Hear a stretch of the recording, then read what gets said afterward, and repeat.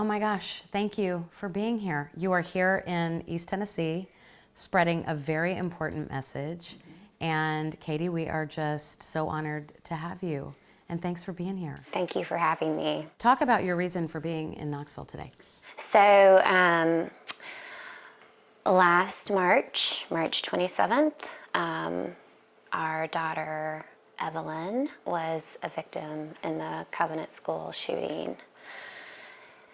And I think, like any parent, it's like a nightmare coming true. And I've been concerned about something like this happening.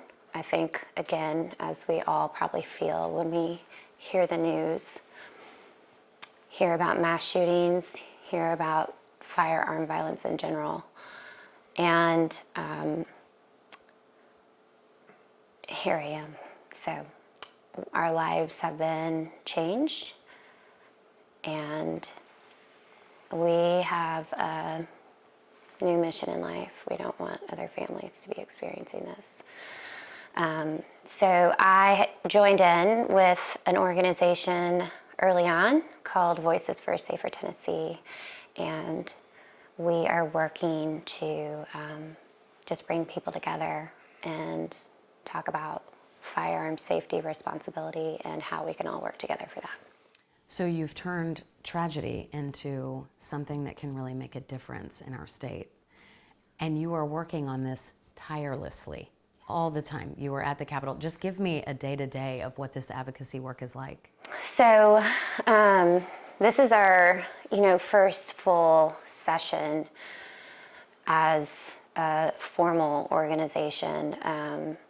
And I do occupational therapy for a living, work with children, and I'm taking a pause on that right now, and this is a new world. So I am learning a lot.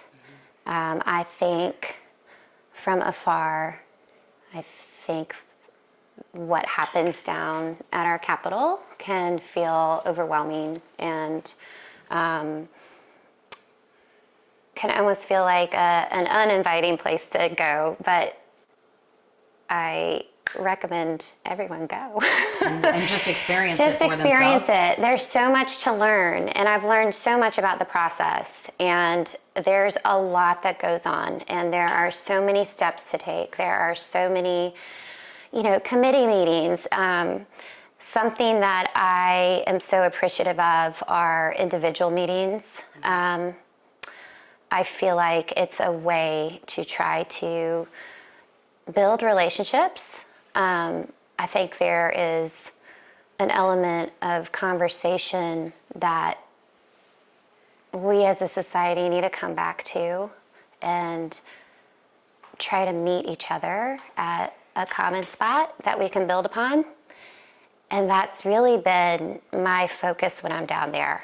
Individual meetings with lawmakers. Yes. Is it interesting, because I know you watch the news headlines, you see them in these sound bites, and you know some of their policies. Is it interesting to see them in that face-to-face in a different light? Yes. Yes, 100%.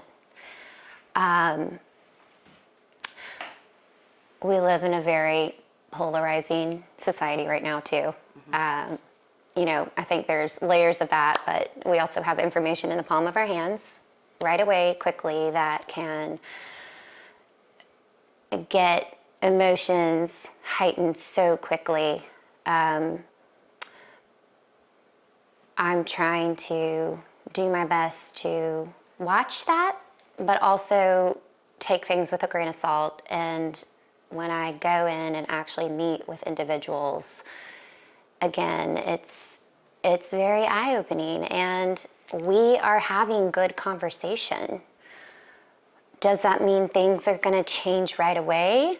No, but I see that as a hopeful feeling that even if there's points we don't agree on, we come back to what is something that we can agree on and build upon, which is very helpful. And I think I encourage more people to try to do that. Talk a little bit about the main goals of Voices for a Safer Tennessee.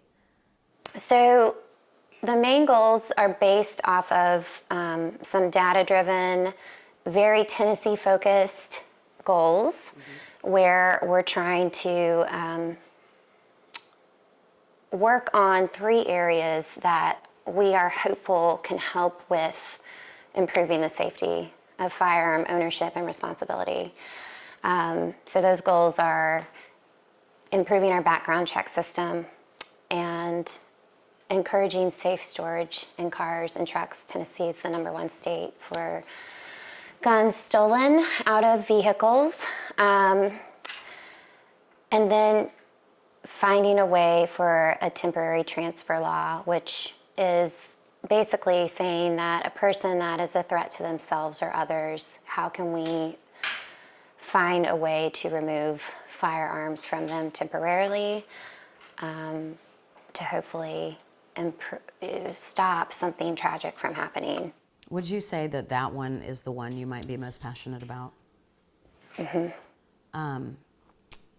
I just want to talk about, I heard you speak recently at an event for Voices for a Safer Tennessee, and you talked about not having bad feelings towards the person who did this.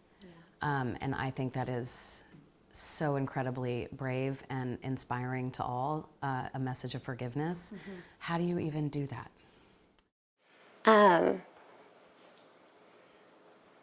I think my professional background helps. And I got to tell you, I'll talk more about my girls. We have 2 amazing girls. Evelyn had a passion for helping others, also, both girls do. But there are so many people hurting out there. And I think we don't often realize we don't know what people are going through in life. We don't know what parents are going through. We don't know what parents are dealing with their individual kids. Mental health is a massive umbrella. It's not one small category. It's huge. The needs in those areas vary person to person, family to family. Getting the help that's needed is often a lifelong path. And so I have no space to say what has gone on in her house, what her parents were doing. I don't know actual diagnosis. I don't know that information, but I'm fairly certain it had been a long process of going through things. So the fact she was able to easily walk in and legally purchase what she did is hard for me to fully grasp. And so I do want there to be mental health needs. This area needs so much help and focus too. But we also have to look at what can we do to help slow the bleeding at the same time, working on that together. I often say I think we get in such a one or the other. It's only mental health or it's only the guns. Let's come together and realize that it's both. And what can we do? You have such a beautiful family. Your husband, Mike, your other 12-year-old daughter, and then sweet Evelyn, who was 9. Yeah. Just tell us about her. She's so great.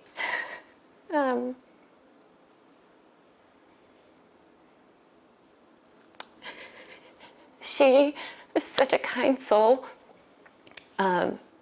I know her sister would appreciate me saying this, but also had a very fierce side. She was a deep thinker, but also loved to just laugh and be with her family and her friends. And a hard worker,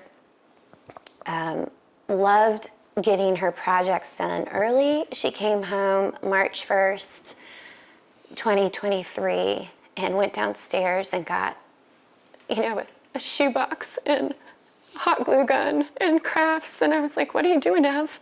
She's like, I've got a project. She got it done. I was like, when's it due? And she was like, March 29th. So I was like, wow, I need to take some notes. She loved softball. She was so excited to pitch. And so she would practice pitching without us asking. She loved basketball. She loved music.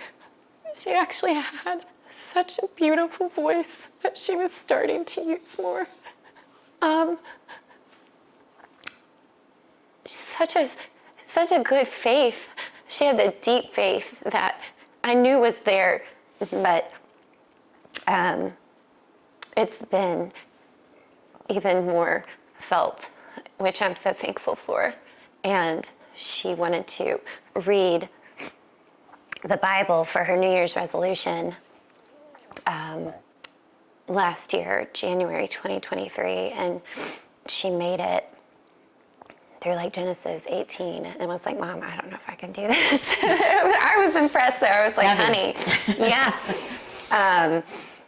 She also would come home, and if friends were arguing, she would say, Mom, I told them they probably shouldn't have said this. And even if they got frustrated with me, they actually ended up working it out with the other friend. And so they called me their counselor. And so she was a mediator. And again, I think her sister would be like, well, not with me. She and her sister, really sweet relationship, but sisters too, love each other hard, get frustrated with each other really quickly too. But I do have to say, I know parenting can be filled with so many different things, but I miss the arguing.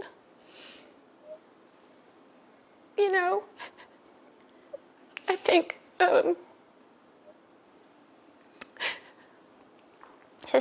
I always just want to tell people to just tell your loved ones you love them. We love our girls really hard, and I'm so thankful for that. So thankful for that. I'm so sorry. I told you I'm gonna have a problem not crying this whole thing. Tell us about, Evelyn wrote something really special. It was a sweet poem, and you have read that at some of these meetings that you've been to across the state. Would you share it? Yes. Is it her I Am poem? Yes. Yes. It shows a little insight into her personality. It does. And this was brought to us from her classroom after everything happened. So I hadn't seen this until after. So she wrote, I Am by Katy Dieckhaus. I wonder about the tree outside. I wonder if it feels like me. I wonder if it's still growing like me. I wonder if God put it there to show us his creation like me.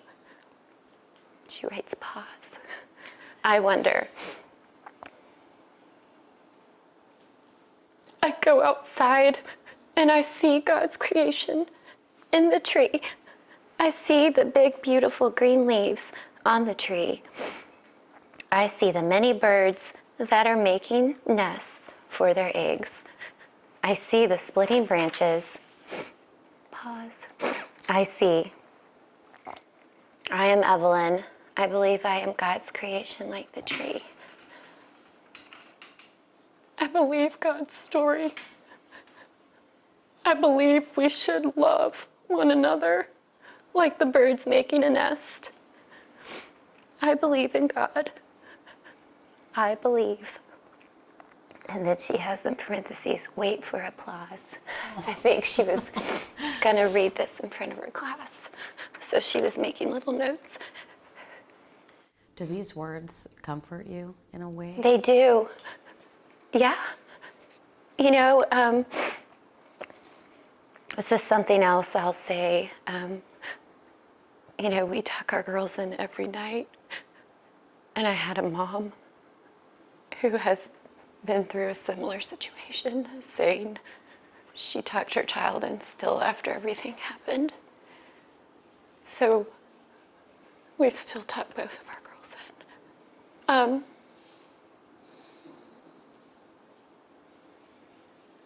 Tell your kids you love them.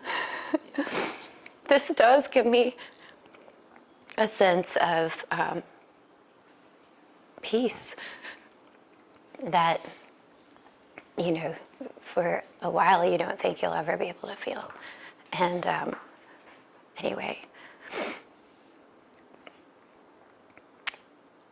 I can't really explain it, and I also will tell people I kind of don't want people to understand it because I don't want people to go through this situation because we miss her down here every single second. So. Well, she seemed just wonderful. Yeah. And I'm so glad you have those wonderful words of hers. I know. From her. Like, what a beautiful thing it's a to gift. be able to have. Yeah, absolutely. it is. And in her own writing, and in her own words, and her own thoughts, and what a insightful poem to what she was thinking about the trees and God and the creation. I mean, it's pretty incredible. Yeah. Your older daughter also has obviously been impacted by this in a huge way. How is she doing? She is doing okay. You know, I think I try to communicate this too.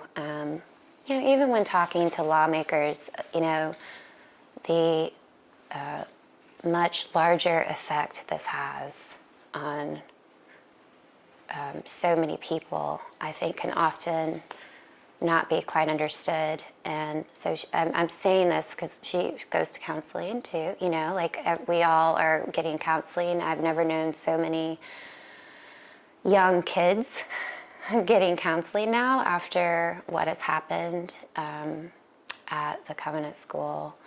But yeah, she's strong. She's strong and she's incredible, and you know, has a good support team. And I'm in awe of her. I truly am. She's amazing. Well, she has to wrap her mind at a young age around some really big, heavy things. Yeah. She recently wrote something. She did.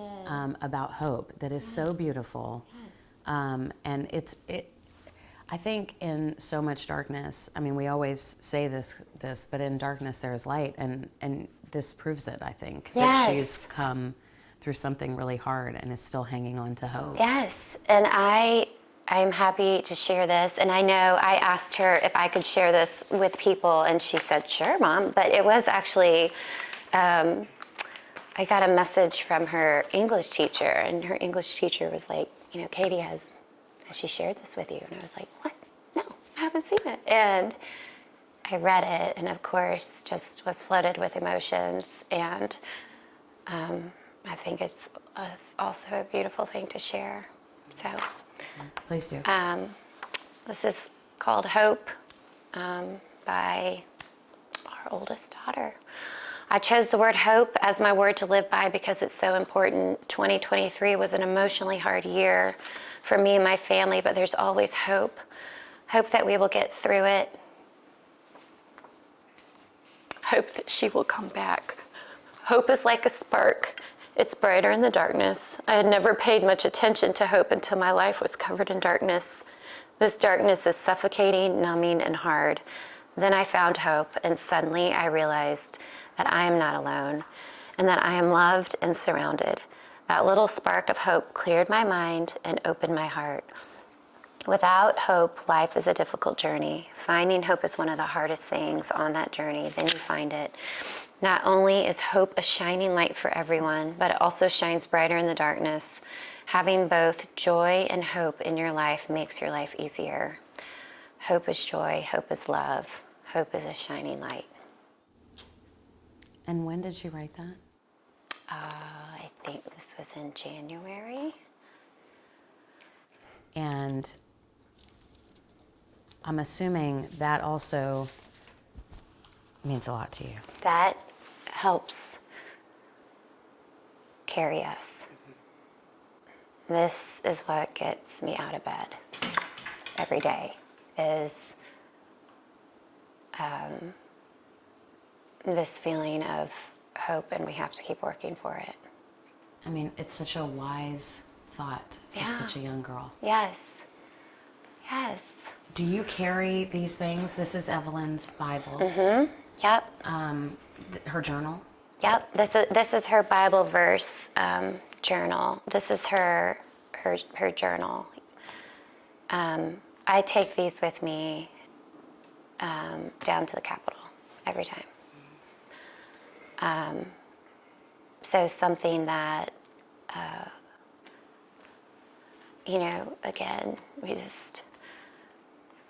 the day her school stuff was brought back was a moment of my legs feeling like they're gonna fall out from under me again. And we were my husband and I, about to go have one of our first meetings with lawmakers. And this was probably 2.5 or 3 weeks after everything happened. And this is the first book I grabbed out of her school box. And I just opened it, and there's another sweet picture of her. And the verse that I read right away was, finally, all of you have unity of mind, sympathy, brotherly love, a tender heart, and a humble mind. 1 Peter 3:8. And I didn't actually read anymore. And I just thought, that's it. That's what I needed to hear. Thank you. Let's go. Mm-hmm. Let's go talk, and let's see what we can do to work together. Mm-hmm. And so I do bring this in with me all the time. And then, her Bible, this is where she tabbed it. She was so organized. Again, she did not get that from me. Mm-hmm. But she has today tabbed, and then she has year.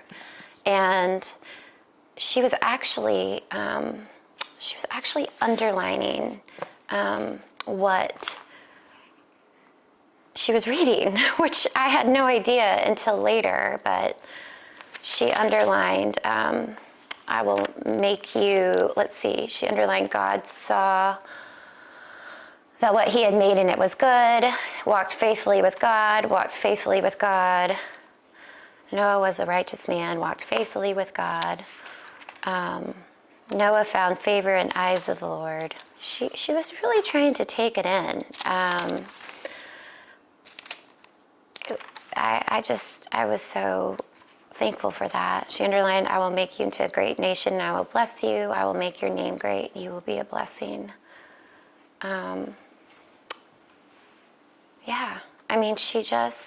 She just was taking it all in. And then this is her school journal, and something that I read consistently is her Tuesday, November 1st, 2022 entry. My hopes and goals for November. My goals for November are to finish my book early. I hope I can have a humble mind towards my classmates. Another goal is to memorize 1 Peter 3:8. which I just read. And I hope the Lord will be with me this November and that I can do 20 good things for others this month. Those are my hopes and goals. And she has a list that they talked about at school, ways to be kind. Remember birthdays, share ideas, lift others up, help clean up, play with someone, the golden rule, laugh, kind words, hug your teacher. It seems like this school is teaching really wonderful characteristics to embrace. Yes. Trying to do what's right, trying to teach our young people, trying to share a message of hope and love. Yes. And this. And we're so thankful for that. Mm-hmm.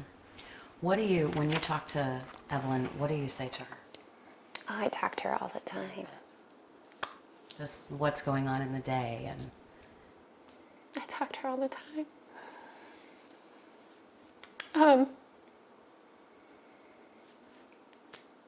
I just try to picture her every detail all the time. I think as parents, we often know that about our kids, especially when we tuck them in. You know, jaw lines, nose, we know it all. So I just picture that all the time. I need that. How do you cope with your grief? How do you get through it? I do go to a lot of counseling myself, my husband and I together. You know,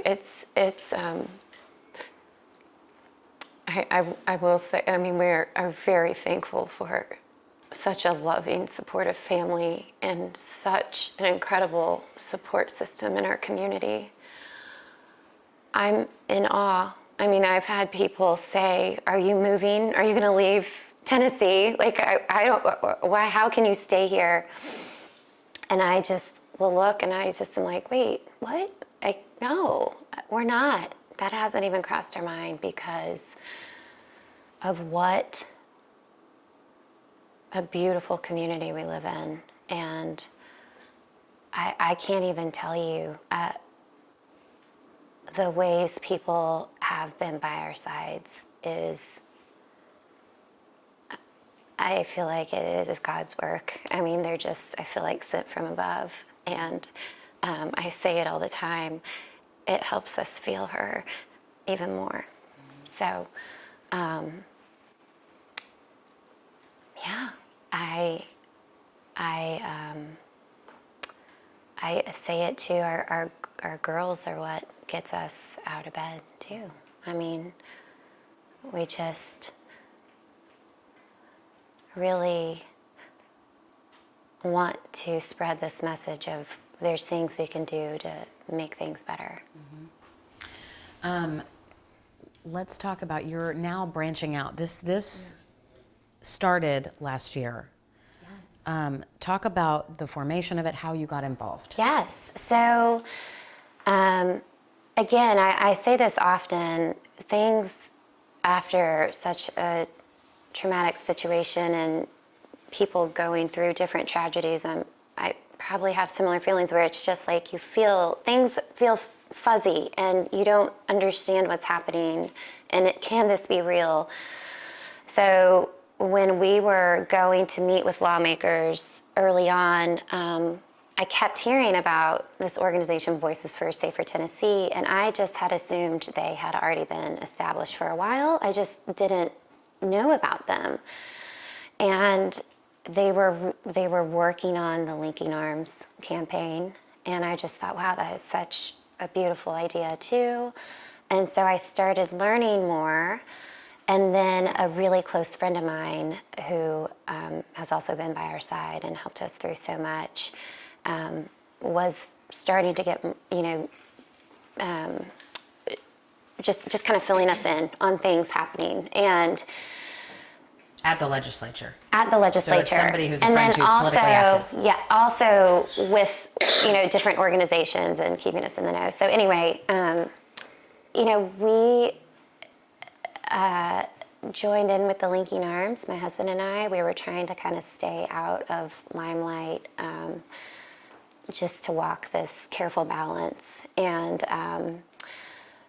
I was so impressed with it. And then a group of us went to DC together in May. And it was just this, hey, Katy, we know some mutual friends. Do you want to join us? We can go together. And it was the first time I really was grasping on to what the organization was trying to do. And it felt good. And I've been in ever since. So watching how much it has grown and how many people are trying to come together, and I really appreciate the fact that it is state focused. It helps me to kind of stay more focused on some steps we can hopefully make. So you started in Middle Tennessee, and now you're branching out. Yes. You've recently had a few meetings with families and different things here in East Tennessee. Yeah. So it's stretching. What is Yes. this? What has the response been? I feel like we've had really great response. I think this topic can be such a quick one to avoid. You know, it's like, even back in the day, talking about politics at the dinner table. So many times people are like, nope, we can't go there. Just educating people that there is a way we can talk about this in a respectful, meaningful, pragmatic way. I think has been, and I can't believe I'm using this word with this subject, but almost enlightening, you know, that seeing how many people are eager to make changes for the better. You've now started registering members on the website. Do you have any indication of how many members? Well, it has grown up to, 25,000 coalition members, which is incredible, and I know the numbers are continuing to grow, which is great. Polls in Tennessee have shown that a lot of people agree with what you guys are trying to get passed.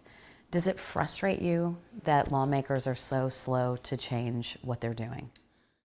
It is difficult, but I have to say this.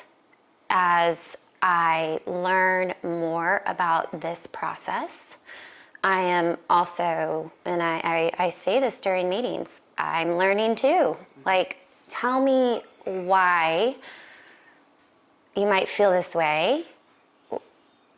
Where is your community at? What can we do to kind of move forward? And it does help me get a bigger picture of how long it might take, and it will take time. The one thing I joke about is I'll hear people say, it could take another 10 to 20 years. And I will say, whoa, can we at least say 5? You know? But, you know, being involved in these conversations, and I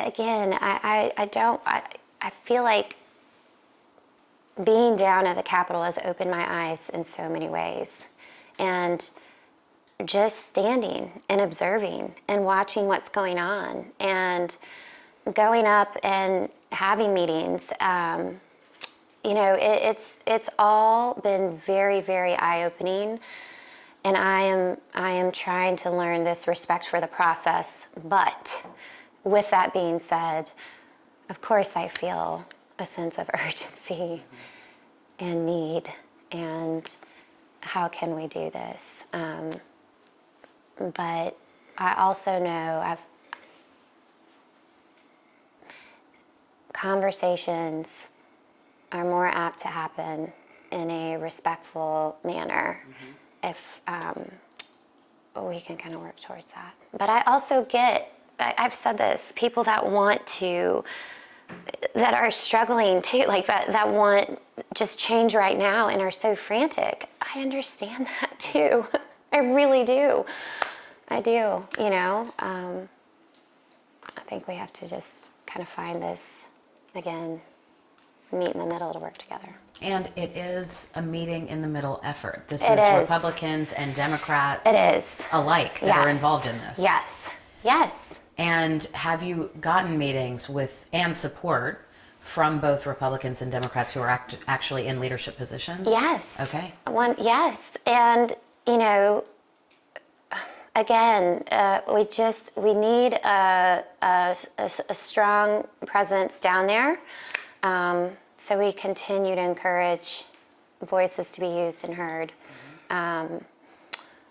So yeah, we really have. And you know, Mike and I, in the beginning, when we were starting meetings, we said, you know, I've gradually gotten out more, but you know, we knew once something happened, we would probably have something saying like, you're taking our rights away. And then another side saying, you're not being loud enough, you're not doing enough. And that's not what we're trying to do, either one. So we're just trying to be right here and say, let's talk and find that common meeting point and work from there. And we can do it. Let's talk real quick about some of these bills that have gone through. Yeah. The one about teachers being allowed to carry has currently advanced to the governor's desk, which means it needs his signature to become law. What do you make of that? Well, I personally don't support that. And then also, I know Voices for Safer Tennessee as an organization, we also don't support it.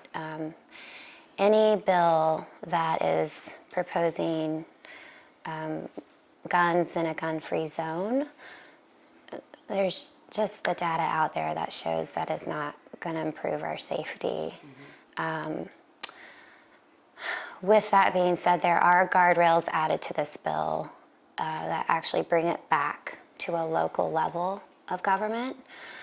So you can still reach out to your local law enforcement agencies, your school board, and you can talk to them and say you oppose it. They actually have that choice to opt out.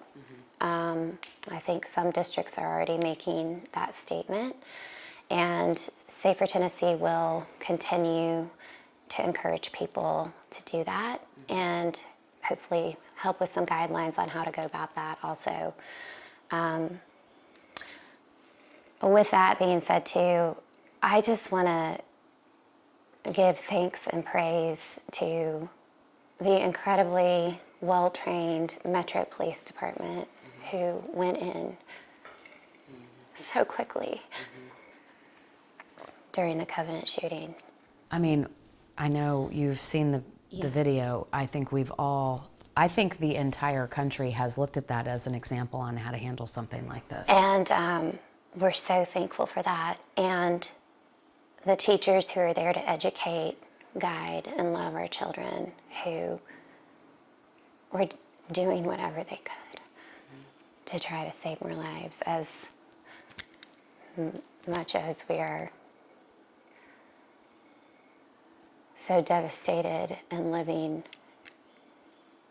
in such a difficult situation. We are also so thankful for the number of lives that are saved, including our other baby. So, because she also went to Covenant. yeah.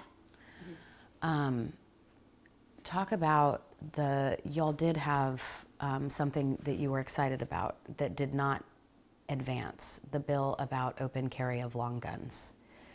It seemed the reaction from your group was optimistic.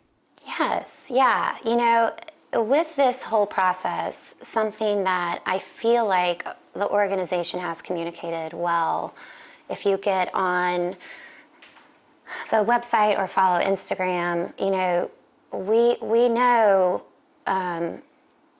we say a lot, like we hope to kind of promote bills that will be helpful and improve our safety and help with that process, but also at the same time work towards the bills that we feel would not be helpful for the state and improve it. So yeah, that was, we are thankful that was put on hold for now. So there's continued work. So a small victory for your group that's worked very hard.